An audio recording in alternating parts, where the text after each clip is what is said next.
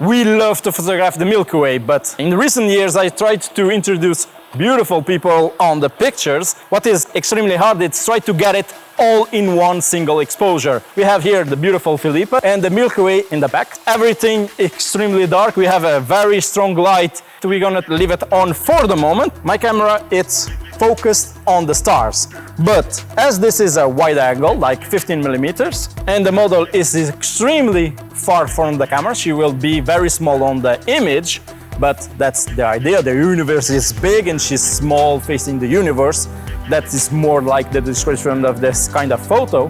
Thanks to that 15 millimeters wide angle, the depth of field is quite big enough so the model will be on focus, although I am at f2. So I advise that you test yourselves that. If not, I rather that the focus be on the model. Like in this case, the model is much closer to the camera, so I use the smartphone light to help me manual focus on the model. To make a photo like this, you have to avoid, like hell, light pollution, because it will interfere with the exposure, okay? So let me show you that. Now, if you want to know how to photograph the Milky Way, I already made a video like that, but what we are gonna do here is just introduce the model with the Milky Way with one single exposure. So let's do that. Now, if you see the picture, the Milky Way, it's very, very good, but Felipe, it's overexposed. That is the problem I have like that. So that means that every single time that I'm gonna take a picture during this video, I have to shut down the light that I am using to film this YouTube tutorial.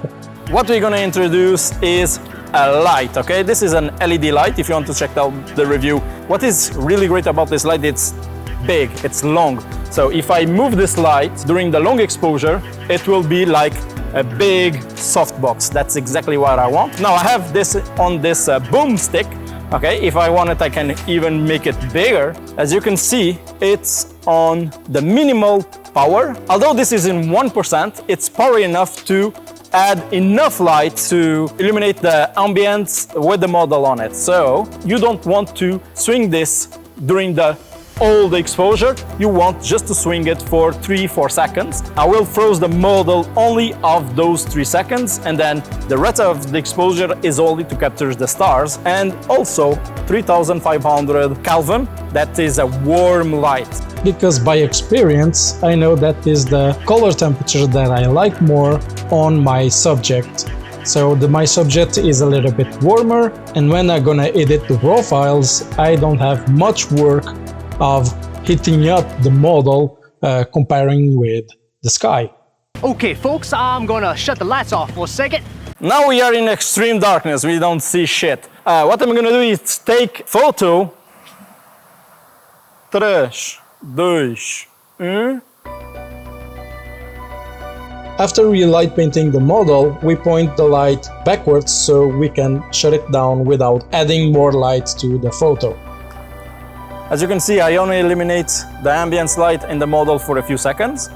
It's freezing the moment, okay? And now the camera is only capturing the light of the stars, okay?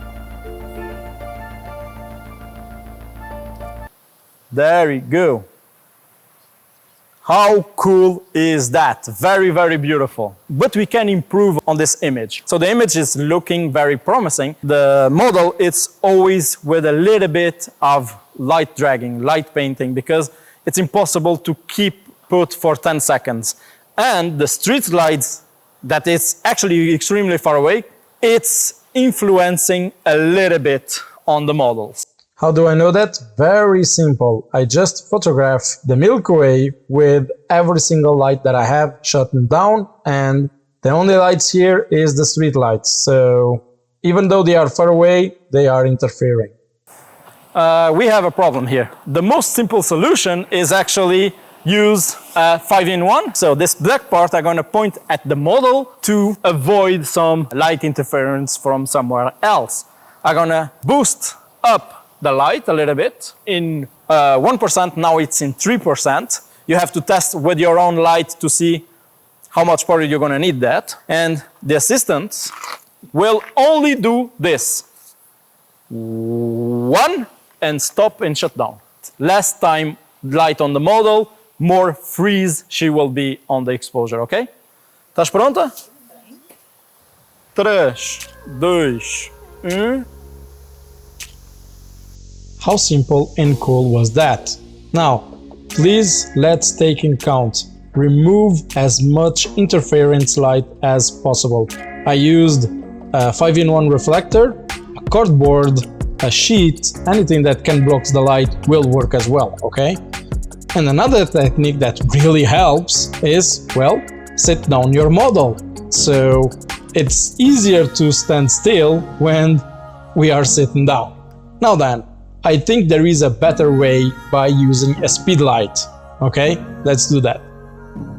So, as you can see, Felipe is here on focus and looking beautiful, and we have a beautiful beach there, but it's way too dark so we can't see it while filming. But the camera here, it's ready. As you can see, I am the Godox radio on it, okay?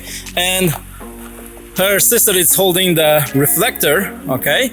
Firstly, to block the light that comes from that side, but also to reflect the light of the flash. So I have the flash connected to the radio of the camera, and let me just show you what will happen with this. So I didn't plan to do this part of the tutorial, but it worked so pretty damn well, but I have to show you how it works. So the reflective side is the golden side, so it balances a warm light from the flash. Also, the flash is in the minimal power as possible. So yeah, if you try to do this extremely close to the model, it won't work that well. So everyone, there we go. How simple and how fun is that? Thank you very much to Felipe to help with this photo shoot. She has a really beautiful smile. Thank you to Frederic and Marlene to be the assistants during this photo shoot and to filming this video. So if you want to check out the photos, follow us on Instagram. The links will be down below. Drop a like if you learned something, comment down below if you have any questions, and subscribe if you want to see more stuff like this. And Miguel, until next time, see ya.